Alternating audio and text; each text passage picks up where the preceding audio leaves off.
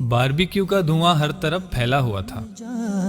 خوب موٹا تازہ جانور تھا جو ذبح کیا گیا تھا۔ سب کچھ بانٹ کر جو گوشت بچ گیا تھا، آج اس کی باربیکیو پارٹی رکھی گئی تھی۔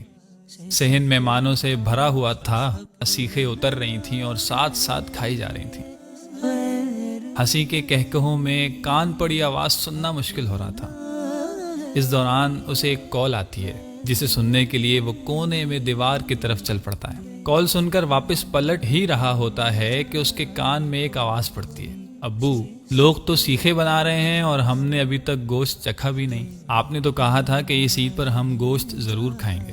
یہ سن کر اسے ایک زوردار جھٹکا لگا۔ یہ آواز پڑوسی کی 7 سالہ بچی کی تھی۔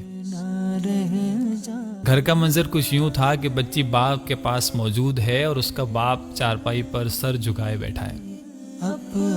وہ بغیر کوئی وقت ضائع کیے واپس اندر گھر کی طرف لپکا۔ بچی کے الفاظ اس کے کانوں میں اب تک ہتھوڑی کی طرح بج رہے تھے۔ اندر پہنچ کر فریج کھولا اور گھر میں پکانے کے لیے رکھا ہوا گوشت ہی اٹھا لایا اور دوڑتا ہوا ان کے گھر پہنچا تو بچی نے ہی دروازہ کھولا۔ جیسے ہی بچی کی نظر گوشت پر پڑی، اس کی آبدیدہ آنکھوں میں چمک سی آ گئی۔ بچی کی یہ حالت دیکھ کر اس کے والد کے بھی آنسو نکل آئے۔ ہاتھ اٹھا کر دعا دینے لگا، اللہ آپ کو خوش رکھے، اس جہان میں بھی اور اس جہان میں بھی، اور زندگی بھر کسی کا محتاج نہ کرے۔